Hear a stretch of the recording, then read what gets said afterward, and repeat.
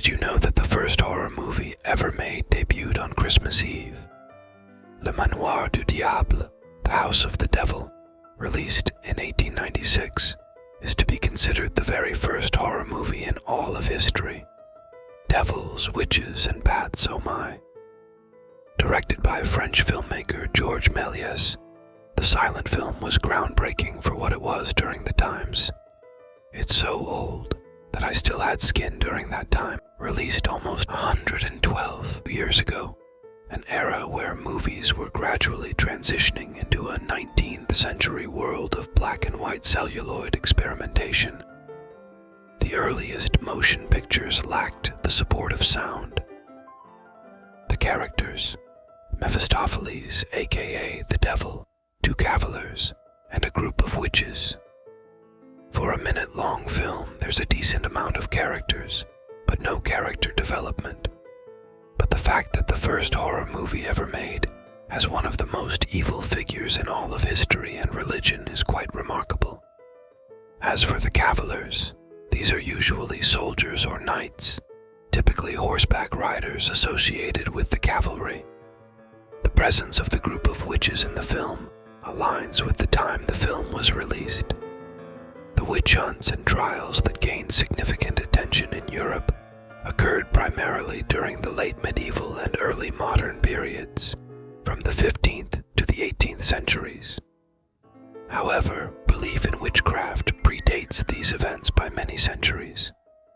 The concept of witches and their persecution can be traced back to ancient civilizations such as Mesopotamia, Greece, and Rome. The plot: a massive bat soars into a castle, morphing into the menacing figure of Mephistopheles.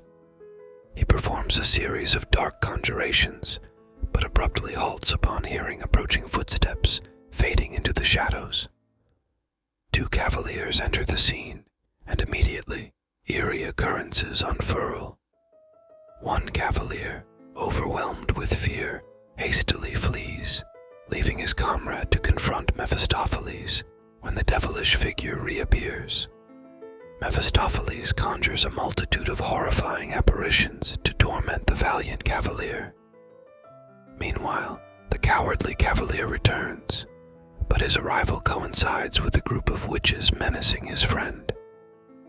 The witches set off in pursuit of the cowardly cavalier, and in his desperation, he hurls himself from a balcony facing a likely fatal descent. Mephistopheles himself advances menacingly on the brave cavalier, but as he does, the cavalier seizes a large cross hanging nearby, causing Mephistopheles to cower in abject terror before his unwavering resolve. A well-crafted horror film often incorporates familiar tropes and motifs inspired by its predecessors. However, given that Manior du Diable stands as the world's first horror film, it wouldn't be an overstatement to claim that it played a pivotal role in laying the foundation for many of these motifs. Fans of the horror genre will readily identify numerous recurring elements, such as the damsel in distress, cunning illusions, spectral apparitions, mischievous entities, supernatural phenomena, and the eerie setting of a castle, not to mention the devil himself.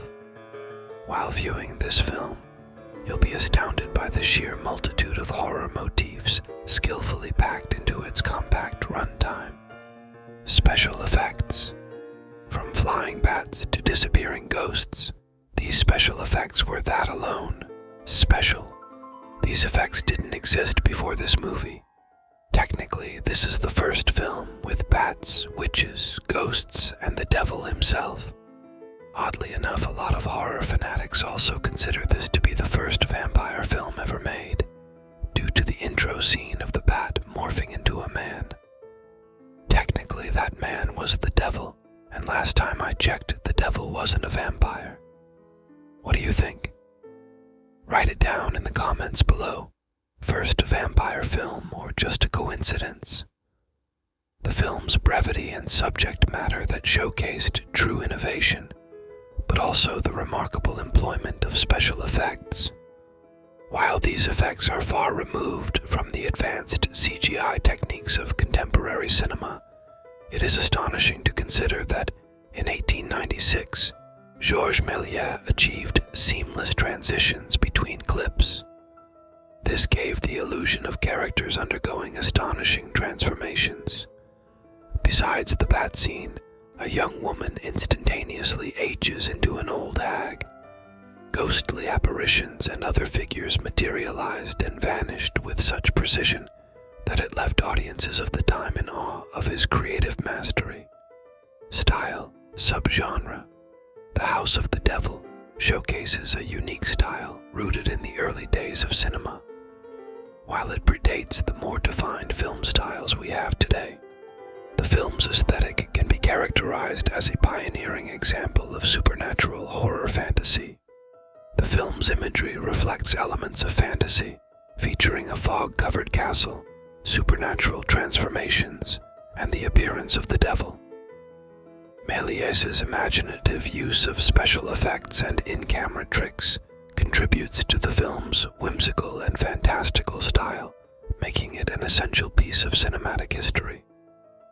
In terms of subgenre in horror, The House of the Devil belongs to the category of supernatural horror. This subgenre focuses on the supernatural or paranormal elements that induce fear and suspense. In this case, the film prominently features the appearance of the devil and other supernatural occurrences, making it an early precursor to supernatural horror. While it doesn't adhere to the subgenres that became more defined in later years, such as slasher or psychological horror, it lays the foundation for the exploration of supernatural elements in the horror genre. Le Manior du Diable, The House of the Devil, stands as a pivotal work in the history of horror cinema and has influenced subsequent generations of filmmakers. While not directly remade or adapted, its pioneering use of special effects and early supernatural themes have left an indelible mark on the horror genre. Films that were inspired by The House of the Devil include 1. The Cabinet of Dr. Caligari, 1920. Directed by Robert Wien, this German expressionist classic shares a similar emphasis on stylized visuals and surreal sets, reminiscent of Méliès's innovative use of practical effects and imaginative design. 2. Crimson Peak, 2015. Directed by Guillermo del Toro, this gothic horror film was influenced by early horror cinema, particularly the atmospheric and visual elements found in Méliès's work. Del Toro's commitment to practical effects and stunning set design pays homage to Méliès's contributions. 3. The Artist, 2011. Though not a horror film, this silent black and white homage to early cinema and silent filmmaking pays tribute to the era when Le Manior du Diable was created, highlighting its influence on the broader cinematic landscape. These films demonstrate the lasting impact of Georges Méliès's creativity and the stylistic innovation seen in The House of the Devil, inspiring filmmakers to embrace practical effects, surreal visuals, and the imaginative essence of early horror cinema. Rating: Le Manior du Diable, The House of the Devil, serves as a significant milestone in the history of cinema, thanks to Georges Méliès's pioneering work and imaginative use of special effects. While its historical importance cannot be denied, modern audiences may find it somewhat quaint in comparison to contemporary horror offerings. The film's brevity and the limited narrative may leave some yearning for a deeper exploration of its potential. Nevertheless, its influence on generations of filmmakers is undeniable, inspiring creative expressions in both horror and fantasy genres. For these reasons, my rating for The House of the Devil stands at 6.3 out of 10.